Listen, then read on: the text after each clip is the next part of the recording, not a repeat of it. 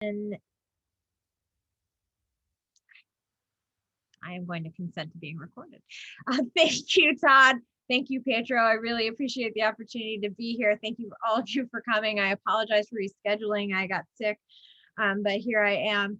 I am going to talk today about the ethics of data visualization when working in the context of migration, specifically around the question of telling stories with data.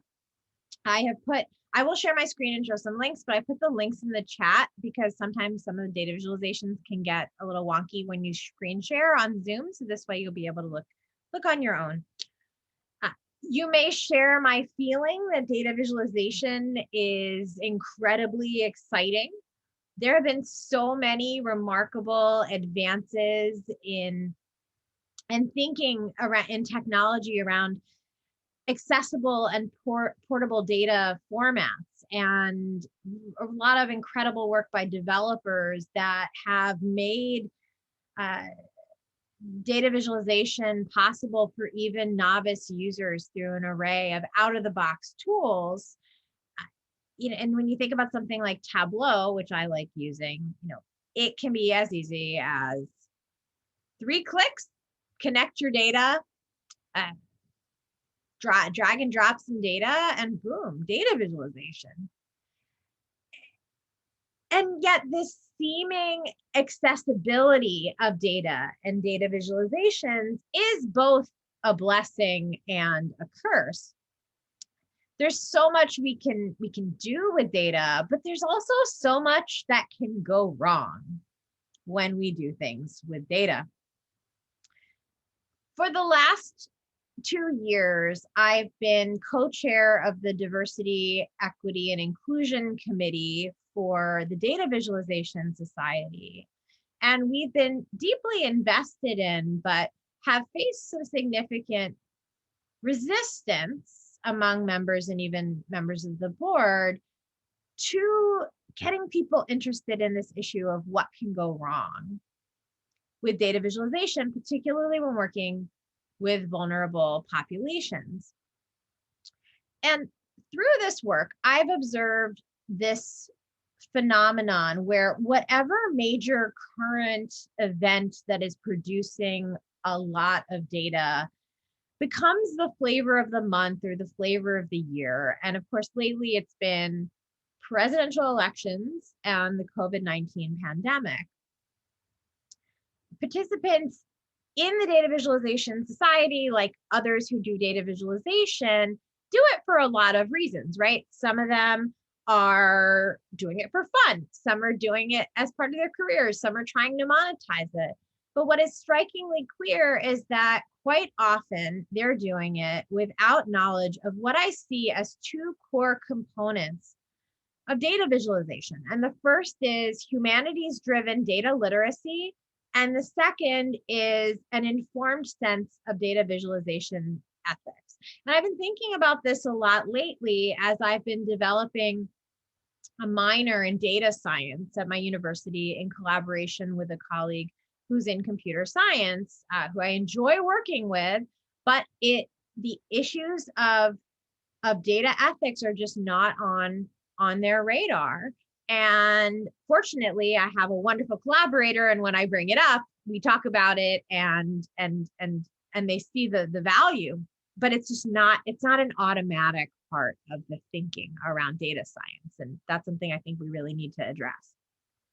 So much like the process in any of our institutions with any kind of diversity, equity, and inclusion initiative, where it's sort of shunted off to a side committee, the humanities in the context of data visualization is often seen as an adjuvant rather than as being central to the discussion.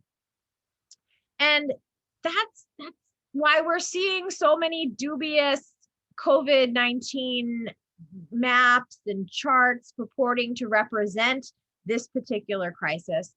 But to be generous, they often end up misrepresenting the pandemic. I just pulled a couple examples. The first is this graph. That is not a graph. That is my email. This graph I love Zoom. Don't you love Zoom? Okay, that's still not my email. What is happening? Well, you can see it with the first link that I've posted. Yeah, this is just not going to do it, I think. Aha, here we go. Okay, so this chart is from March of last year or so, and it's trying to show new cases per day of COVID-19.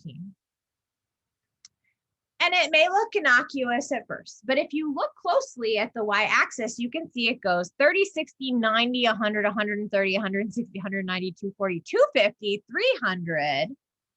What is going on here? The scale is completely random, right? Sometimes it's increasing by 10, increasing by 30, increasing by 50. And that in turn affects the graph, and that in turn affects people's perceptions of the pandemic and of case counts. The graph would look substantially different if the y-axis were normalized, or even if using a logarithmic scale. But a normalized y-axis would actually convey that case counts are rising more rapidly than Fox News might want you to know. So maybe this is not a case of unintentional misrepresentation, but I really do believe that most people just don't think about the implications of what they're doing. And then with maps, there's this widely popular COVID-19 dashboard from Johns Hopkins University. And this is very typical of COVID maps. A map like this is a snapshot of a moment and an aggregation over time. It's not a temporal progression. What we're seeing here based on raw numbers, and because these numbers aren't normalized by population, we actually can't gauge the relative penetration of COVID-19 in the population. And the circles themselves can be very misleading because of the way we calculate area of circles. A doubled case count doesn't look like the doubled area of a circle from our perception. And then there's the issue of when the relative size of circles to the relative size of the map ends up being misleading about the extent of geographical or regional spread of the virus. Now, this isn't just about bad data visualization, and this isn't even just about the awful potential negative impacts for public health. It's also a matter of inequity, making it seem, for example, like everyone on the planet is equally affected by the virus, and distorting very real disparities. And as we know in the US, for example, there have been very real disparities of how COVID-19 has affected communities, particularly Black, Brown, and Indigenous communities. And these are so easily flattened by the act of putting dots or dots of varying sizes on a map. So among digital humanists, we often talk about this concept of the eternal September from an episode in 1993 when America Online, or AOL, which if you are of a certain age like I am, this is how we got on the internet in the early 90s, and you had to dial up with a modem and it made funny sounds, but eventually it gave you some semblance of the internet. AOL began providing access to Usenet. And prior to that, Usenet had regularly experienced an influx of college students every September. And then, the month of September was kind of disruptive on the platform. It would take about a month for users to acquaint themselves with the norms of the community and settle down, and then everything was fine. But when AOL got into the game, suddenly there was this constant influx of users, not just in September, and they never stopped coming. And there was this kind of there's no September that then leveled off, but an eternal September of constant adjustment. And when I think about what's been going on with data visualization in the last 5 years, there has been something of an eternal September of data visualization. As various data producing crises lead people, combined with the availability of out of the box tools, lead people to just make pretty or sometimes not so pretty data visualizations just because they can, or because they think they're helping, but they're doing it without that humanities driven data literacy or without data visualization ethics. And what they can end up doing is actually hurting. Now, before the COVID-19 pandemic, the European, what was the so-called European migrant crisis or refugee crisis, was the data visualization flavor of the month.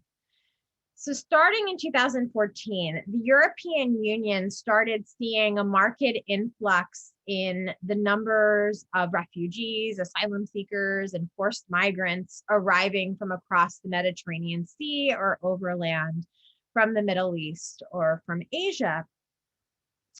And the European Commission was very quick to label this a migrant crisis, which would continue over several years. They ended up declaring the so-called crisis over in 2019, though displaced people continue to migrate. It's more complicated now given geographical restrictions related to COVID-19, but it's still happening. The peak of migration in 2015 saw more than 1 million refugees, primarily Syrian, Afghani, and Iraqi, typically arriving in Italy or Greece because of war. The scale of forcibly displaced people is absolutely stunning. And because of the sheer amount of data that has been generated as regulatory bodies and nations have tried to manage and surveil migrants, it's been catnip for data visualization. And because the COVID-19 data visualization craze has taken over, it's actually a great moment to stop and take stock about what data visualizations of migration tell us about the need for humanities-driven data literacy and data visualization ethics, and to try and tease out what an ethics of care situated between these two pillars might look like.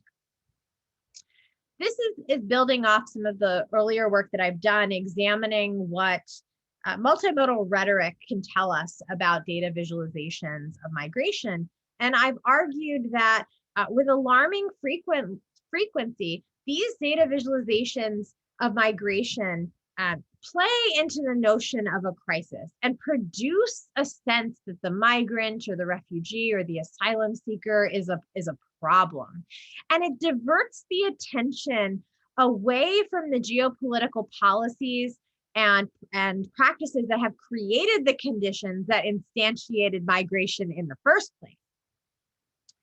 For me, this is very much a factor of how data visualizations are designed, and the lack of attention to how design choices encode particular messages about migration that audiences then decode. Fans of Stuart Hall will recognize my reference to his model of communication for media messages. And in this case, the data visualizer uses modes of communication like the confluence of text, image, video, and kinesthetics as symbols to communicate to an audience, and then the audience in turn interprets these symbols to comprehend the message as a whole. Data visualizations of migration tend to encode the idea that the migrant is a problem through an interplay of written, linguistic, visual, and spatial modes of communication that they blend together. And if we look at reception, if we look, for example, at responses to these data visualizations on social media, their republication in news media outlets, it suggests that users are in fact decoding these data visualizations has a message that migrants are problems that threaten the so-called fortress Europe. So I want to show you how this plays out in a very well-received data visualization that it's the link for that starts www.lucify.com, and I'm going to share it briefly, but it gets very buggy. So it may end up slowing down my video. Yes, it's already doing that. Anyway, so I'm going to stop sharing, but you can take a look at it. This is the Flow Towards Europe, which was created by Lucify, which is a Finnish startup that develops data visualization tools. So, I mean, these are not people thinking about the extensive content expertise that's necessary to really be able to visualize migration data. This is we made data visualizations because we can and didn't stop to think about whether we should. So this project uses a data set from the United Nations Refugee Agency, and they developed a data visualization that depicts waves of migrants represented by dots traveling from countries in Africa, the Middle East, and Asia towards Central Europe. And just from its landing page, where you can see its textual setup, they deploy written linguistic cues that present the migrant as a problem narrative. So the note that accompanies the project states, Europe is experiencing the biggest refugee crisis since World War II. Based on the data from the United Nations, we clarify the scale of the crisis.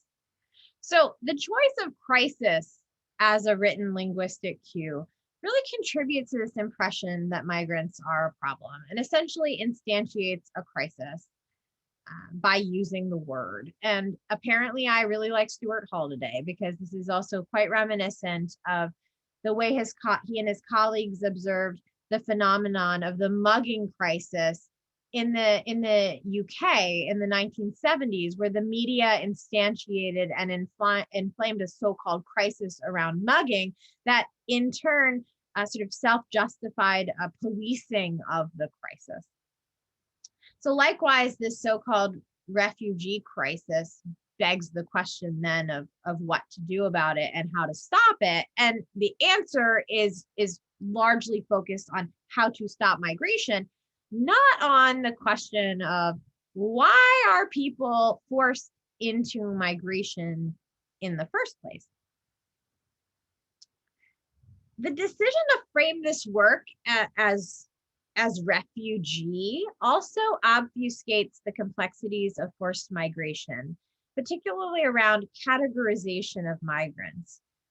So they're actually misrepresenting the data that they're using. I mean, these are terms, defined by NGOs that are categorizing people and by states. And so what this visualization is actually depicting is flows of asylum seekers to European countries over time. And if you hover over individual countries, you will see the number of people who have left a country, if it's a point A of migration, or the number of people who've arrived in a country, if it's the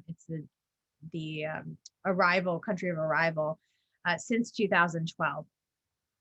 What's interesting is actually what's not in the data set, which is actually 5.6 million Syrian refugees registered by the UN Refugee Agency, and they're not there. So in a visualization that's purporting to be a depiction of a refugee crisis, it's curious that the category of Syrian refugees would be omitted, and that also that's not made clear. So the scale of migration is higher than is actually represented in this data visualization, and completely absent is any written linguistic cue or context for migration that would humanize the people who are represented in the data set and reframe the problem as not one that's of migrants themselves, but of the geopolitical circumstances born from colonialism and from neocolonialism and the policies of the global north that are actually the problem. So that was the written linguistic piece. The visual rhetoric of the Flow Towards Europe further contributes to this idea of the migrant as a problem. So the primary visual choice here is a map, but what a map looks like, which continents and countries are centered, which are displaced, what the color scheme is, what the size choices are, what types of maps are used, so whether political, physical, topographical, these all contribute to how migration is represented. So here, the flow towards Europe prominently features the global north and European countries, front and center, and offsetting countries in Africa, the Middle East, and Asia that are the sources of migrants. In this regard, the Eurocentric nature of the project is reinforced by its visual mode, reiterating this idea that Europe is a victim of a refugee crisis, as opposed to the fact that Europe has played a large role in creating the so-called crisis in the first place. The color scheme of the map in the dark hues, the navy blue bodies of water, the black countries, the green national borders, kind of reinforces this sense of foreboding, and using a political map that's absent of topographical features also emphasizes national borders and depicts a kind of fictive cohesion and insularity of the nation state, particularly in the EU.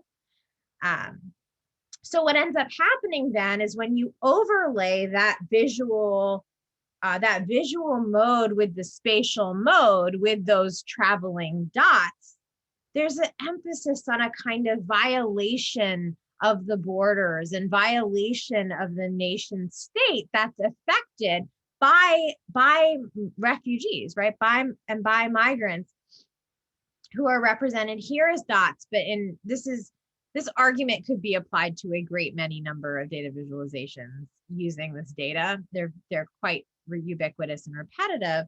And sometimes you see the migrants represented as lines, sometimes you see arrows, here they're dots, but what they all have in common is that they are disrupting that map. In the case of the flow towards Europe, each dot represents 25 migrants, and it moves across the map. The choice to group migrants by 25, interestingly enough, was determined entirely by the limits of the data visualization platform, and the creators worry that if there were too many dots, the visualization would look too crowded, or it might create performance issues of the visualization for the end user. So instead, they picked 25 because that allowed them to represent these dots as unimpeded waves that emphasize the magnitude of migration. Because you got to remember, their goal was, we want to clarify the scale of migration. This is actually a pretty poor representation of migration, which rarely takes the form of travel from point A to point B as the crow flies. In fact, except when people are getting on planes, which is not frequently the case. That doesn't happen. And migration also doesn't occur uniformly over time in the kinds of flows depicted in the visualization. The UN data is reported monthly. So what they ended up doing was, first of all, evenly distributing migrants throughout a month, and then reverse engineering departure dates based on arrival date, the distance traveled, and speed. And for speed, they decided to use average human walking pace, despite the fact that migration occurs by multiple means of transportation, and certainly no one walked across the Mediterranean Sea. So the result is this uniform waves over time that inflames this idea of the crisis. And the conversion of migrants into dots is also a move that's dehumanizing. It strips strips them of all context that would shed light on the complexities of migration. And the transgression of national boundaries by these seamless flows of dots reinforces the kinds of anti-migrant rhetoric in public discourse that we've seen in Europe. We've also seen this in the US as well. And it positions migrants as threats to national security and to borders and to security and to the economy. Now, well, I'm not convinced that this is the motivation of Lucify when creating this visualization, because I think they were we have a hammer, everything looks like a nail approach to data visualization. Many people really are motivated to create data visualizations on data-rich topics involving vulnerable populations out of a sense of altruism, as if data visualization itself is going to undo centuries of oppression.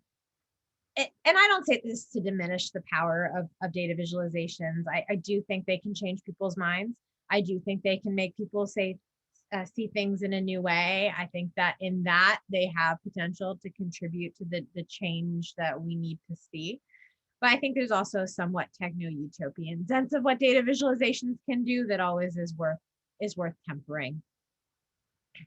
But if we see here is a matter of what not to do, then the question is, what are the considerations for doing this work better? What is a humanities-driven data literacy? And what is an ethics of care for data visualization of migration that's grounded in humanities-driven data literacy and data ethics? So unlike this Lucify approach to migration data visualization, which is essentially find data, put it on a map, data visualization, particularly when it's in the context of vulnerable populations of people, really requires us to think through what methodologies might look like in a completely different way. So an ethics of care for data visualization can't be some kind of blanket or hegemonic notion of what to do or what not to do. And it can't be a checklist of how to do this, but it's really about the kinds of questions we must generate and ask, particularly around how to avoid positioning vulnerable populations whose experiences are being visualized as somehow, responsible for their own situation or the problem. I want to acknowledge that there are other ways of creating data visualizations about 21st century European migration that are awesome, but there are very few of them. One fantastic example is called SOD, and it was a visualization that was created using testimonies of 2,600 odd migrants from sub-Saharan Africa who came to Italy. And the project is a web map built using the testimonies of migrants collected by Doctors for Human Rights between 2014 and 2017. And what this project does is it uses testimonies. It foregrounds the humanity of migrants and their stories and their challenges and the pain and the violence that they were experiencing that made the arduous and often traumatic experience of migration the only optimal choice for them. This project also features an articulation of routes of migration that are absent in other visualizations that are created based on UN data, or the other most frequently used data set for migration data is from the International Organization for Migration, or the IOM. And it more critically, though, is it depicts the routes in a sensitive way that doesn't compromise the safety of other migrants. And instead, it offers context for the influx of migrants in a way that refutes the idea that migrants are themselves a problem. Another really good example is Crossing the Mediterranean Sea by Boat, which was created by researchers at the University of Warwick in the UK based on 250 qualitative interviews with migrants.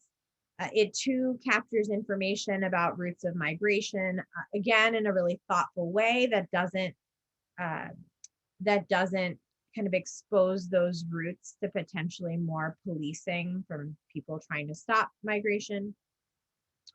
It also illuminates the social and political reasons that subtend migration.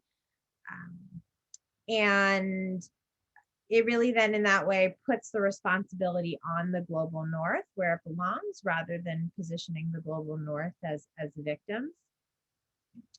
And it gives due to the humanity of migrants interviewed. As you can see, the way they're described in the menu that invites you to click on a point and select a story, we see brothers and friends and mothers and husbands and fathers and sons, right? We see relational terms that avoid the reduction of people to dots.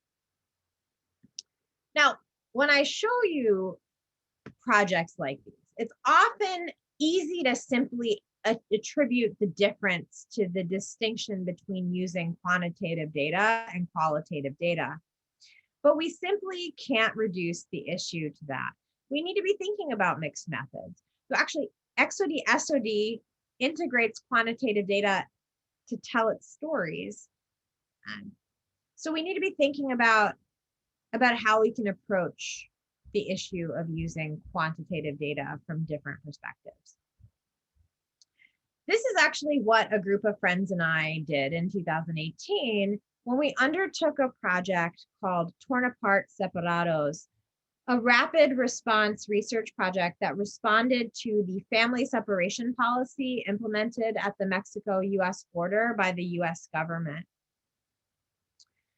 When we undertook Torn Apart Separados, which we researched, developed, and launched in the span of one incredibly busy and sleepless week, it was driven by an altruistic question. And that question was, what can a team of librarians, faculty, and graduate students with digital humanities skills do to respond to the situation?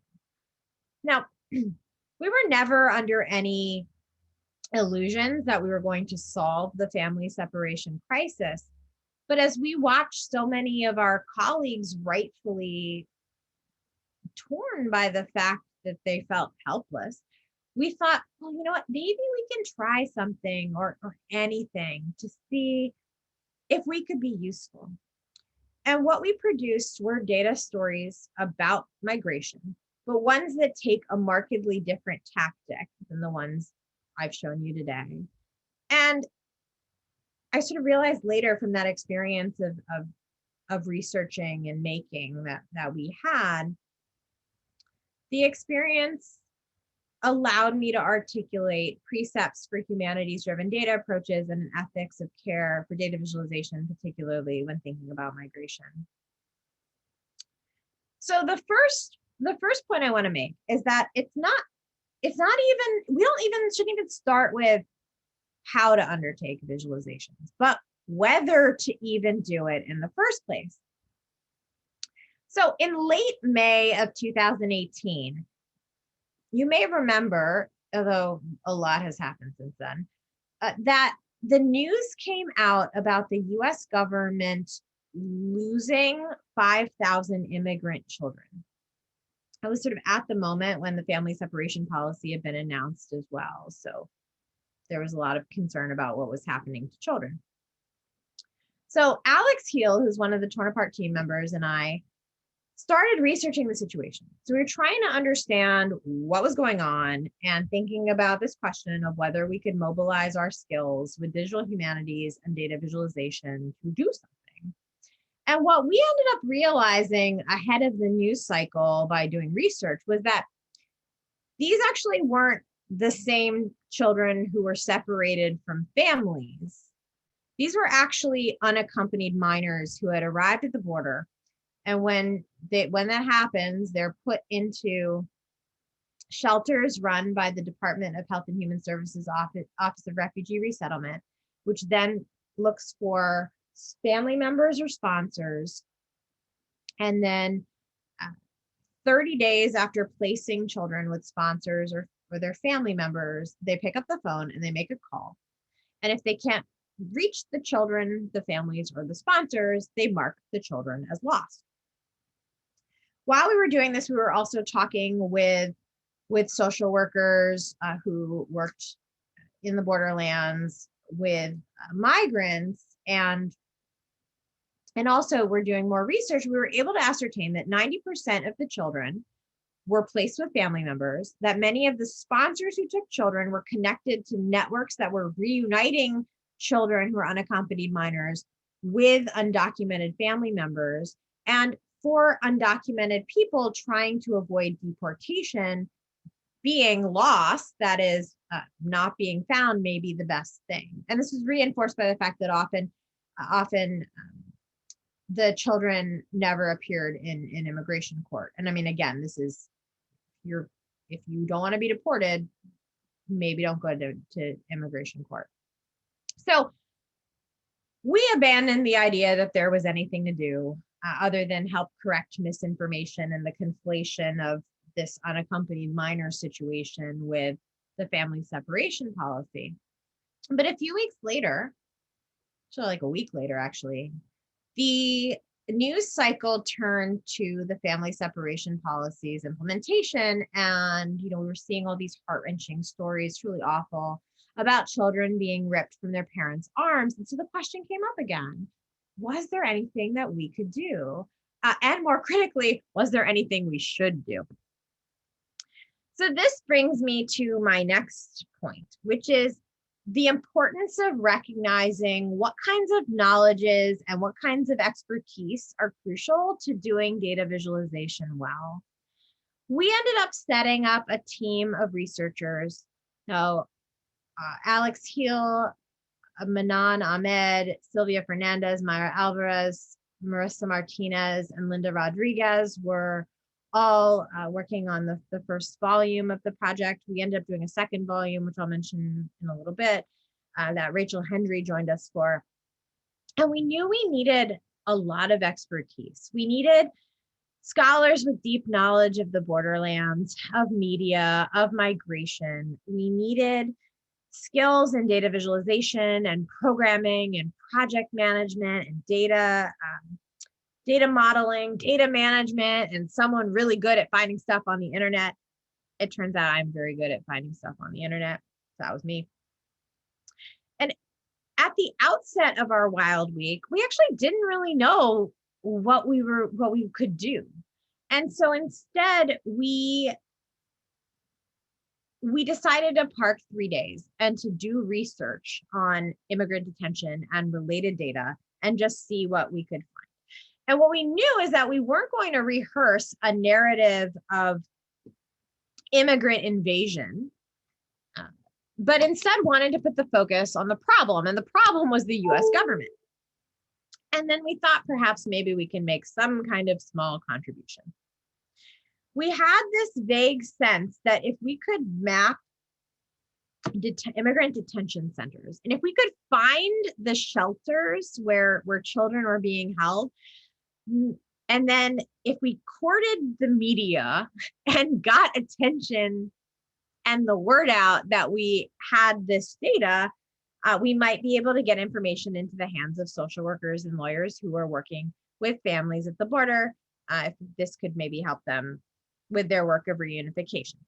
So we also needed the expertise of collaborators outside of academia, but also to do that without putting a larger burden on them while they were already doing this really, really critical work with migrants. So the insights that emerged from dedicating this time to research leads to my next point, which is it can't just be about the data you can easily find, but it also needs to be about data sets that you can create. If we had just relied on telling data stories of migration based on what was available to us, we'd be telling stories through the gaze of the state. But instead, we were able to put the gaze on the state. Within 2 days of research, we had compiled a list of and verified a list of immigrant detention centers. And then we found 113 children's shelters where children were being housed. Now there was no list. There was nothing. And the government, the Office of Refugee Resettlement was clear. They do not have a list. They will not give you a list. It's in the best interest of the children that no one have a list. But instead, and as I said before, I'm very good at finding things on the internet. We were combing through random government documents and nonprofit tax documents, which I had just learned about at a grant writing workshop, that you can look up the tax documents of nonprofit organizations. And I knew how. And I thought, well, we can look there. Maybe we see, what their addresses are for their property and things like that, right? And social media and Googling phone numbers and Googling addresses. And we came up with this list. And then 5 days later, we released volume 1, and I will share my screen to show it to you. We released volume 1 of our data visualizations. Here we go. And in these visualizations, we sliced and told stories with the data in a number of different ways. From this first image you can see, which is sort of simply mapping the locations of immigrant detention centers, which I'll say a bit more in a second, to more abstract stories about the data. And we ended up releasing volume 2 several months later because we were all very tired and we weren't sure if we wanted to keep doing this. But we ended up getting access to 20,000 government contracts given out by Immigration and Customs Enforcement to fund immigrant detention. So we decided, you know what, let's follow the money. Let's see whose hands are dirty. Let's see who is benefiting from this, immigrant detention machine that is so vast. So this work really reflects another key issue, which is to really think carefully about what kinds of data tell what kinds of stories. So what our data visualizations do differently than something like the Flow Towards Europe, as I mentioned before, is that the gaze on the state is intended to call into question the infrastructures of immigrant detention. So our first visualization, the one on the landing page, is one that we called Clinks. And what we were trying to do is make people aware of the fact that ICE is everywhere. ICE is not just at the border. What you're looking at, the large orange circles, are, as of 2018, immigrant detention centers that had been in use since 2014. The orange, the smaller orange dots are facilities that were contracted, like county jails that were contracted rather to ICE to use for immigrant detention, but that were not in use at the time. It's a little bit hard to see unless you zoom in, but the purple dots are the children's shelters that we were able to find. And this is pretty basic data visualization on a map, but things got complex and slightly weirder as we were just also trying to explore what was possible with the genre of data visualization and data storytelling about migration. And so the trap, for example, is trying to tell the story of the harsh geographical conditions of the 100-mile border zone, which is in the middle of a desert. And what was happening during the family separation crisis, if you can see my mouse, I'm pointing at these semicircular indentations on the southern end of the orange overlay. Those are the ports of entry. So where asylum seekers have a legal right to show up and to seek asylum. And what was happening at that time in 2018 was that Border Patrol was blocking asylum seekers from the ports of entry. And so what would happen is that people would, out of desperation, instead cross the border in these spaces between the ports of entries, where in this 100-mile zone, their border crossing is criminalized. So we wanted to kind of try and tell that story.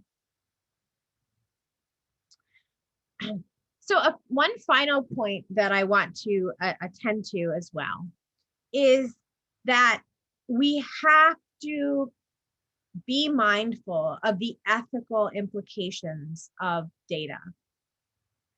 And our visualization, ORR, which stands for Office of Refugee Resettlement, tries to tell the story of some of the ethical issues that we contended with after we had compiled the data on the children's shelters. So while we worked, we repeatedly debated whether or not we should make the addresses of the children's shelters available to any user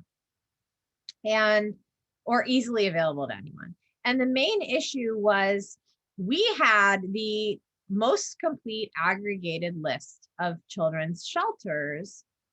And we were concerned that particularly at the height of media attention, that really well-meaning people without experience organizing, or without experience working in the borderlands, without experience working with vulnerable children populations, might just show up and protest, really well-meaning, but instead invite state violence into spaces that were already housing a vulnerable population of children. And we had seen people were protesting at airports where children were being transited from the border to other shelters. As you can see on this map, the shelters are not only along the border, so children are being moved around. And so there were these children who were already traumatized by being torn apart from their families, transiting through airports with large crowds of people shouting in languages that they most frequently did not understand. And so we were very concerned about not making it easy for that to happen. So we decided against it. We decided not to make that happen, right? So, then we decided to make data visualization to explain that. So while you might expect to click on a dot on a map and get a tooltip that tells you something about that particular dot on the map, what actually happens when you try and click on one of these dots is that it starts eluding you. And what we were trying to do, or at least experiment with in this visualization, was to evoke that need to protect the data while also evoking the slipperiness of ICE itself, of Immigration and Customs Enforcement. Now, this was built using Leaflet and JavaScript. And so the data is JavaScript object notation, or JSON. So anyone who knows how to scrape JSON data from a web page can get it, but it's an extra step. And that's very different than just, here's a list, or click on 113 dots and copy and paste the data. So because the project was a subject of a Wired article, because as I mentioned, we were courting the media to get the word out that we had the data, we were then approached by a range of groups. So Washington Post, ProPublica, data visualization design firms, and social workers and lawyers who were trying to facilitate family reunification. And so we ended up then having to decide, what do we do with this data? And at that time, our decision was only to refuse ProPublica because they wanted to make a map and make everything widely available very easily and distribute the addresses to the general public. And then also the data visualization firms, design firms. We don't want to give it to them either because of things like Lucify's flow towards Europe. So, that we didn't want to be involved in that corporate impulse towards making pretty data visualizations, which can have problematic consequences for how audiences interpret migration. So by taking a different approach to visualization of migration, one that tried to avoid dehumanizing migrants by turning them into dots, and instead emphasizing the dehumanization wrought by the state, Tornaparts Separados offers a different approach to mapping migration that also exemplifies what humanities-driven data literacy and data visualization ethics can look like in this particular instance.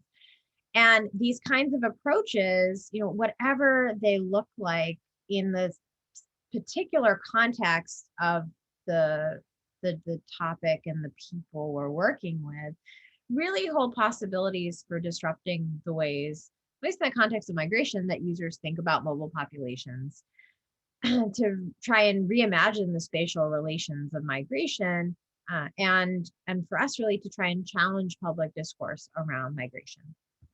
So just to recap, what I'm advocating for is an ethics of care for data visualization that does the following. First, it stops to examine whether data visualization is the right methodology given what you are hoping to achieve, or what problems you're trying to solve. Second, it recognizes what kinds of knowledges and expertise are crucial to doing data visualization well in a way that doesn't do harm. It also focuses not on the data that you can easily find necessarily, but also on the data sets you can create to try and answer the particular kind of question or represent the kind of story you want to tell with data.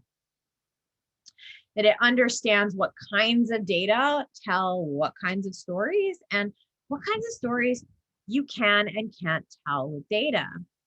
And then finally, an approach that always attends the ethical implications of the data in your care. So by looking for new approaches, for approaches that are grounded in humanities-driven data literacy and data visualization ethics, I really do believe that we can more fully realize the possibilities of the stories that we can tell with data. Thank you very much, and I'm very much looking forward to the discussion.